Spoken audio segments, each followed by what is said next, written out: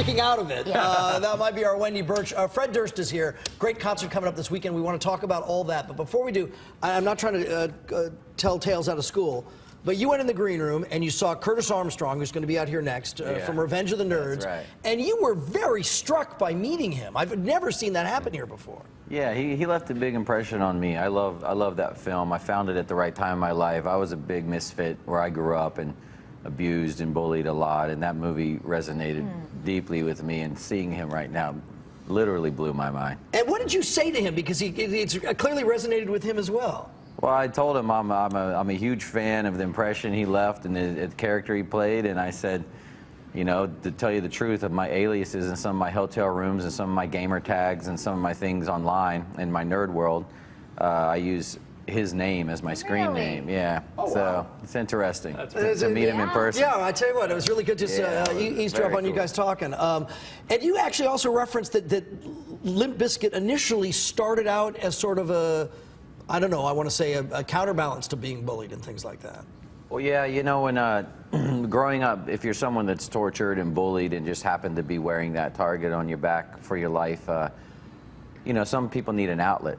And at the time, I wanted to be a filmmaker, and I thought, you know, James Foley directed music videos, or David Fincher, I'll put together a band, I can, you know, direct these music videos, and maybe Hollywood. I grew up on a farm in North Carolina, so I really thought it would work that way. But when the when I got the microphone and figured out I had to say something, that's where I felt like standing up for myself and what I had gone through. So it was sort of a revenge against the bullies, was what Limp Bizkit was. But the irony was the sound of the music was so ferocious sometimes that bullies themselves would actually embrace Limp Bizkit. So it was very uneasy for us a lot of the times to see the people that we really hated participating and being fans of the music alongside the people we were sort of fighting for and standing up for. And over the time, you just got to let it go and let art be what it's going to be, you know? Well, speaking of art, wow, this Saturday, you guys, Korn, House of Pain, Everlast, all at the Forum. What's this whole thing about? Yeah, it's pretty interesting lineup.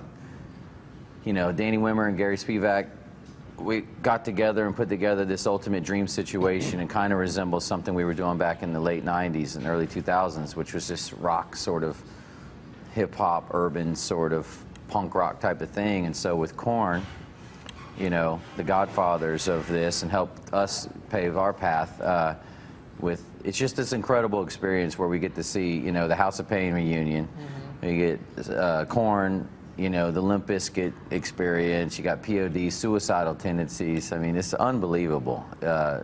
It's pretty unbelievable that's happening. And it's at Epicenter at the Forum, which is a beautiful place to have a concert. I'm really excited myself. I can't believe something like this is happening. Wow, and how long was it? A long time in the works? It's a long time in the works. And do you think it's going to be more pinch me when you're watching some of it, or when you're on stage as part of it?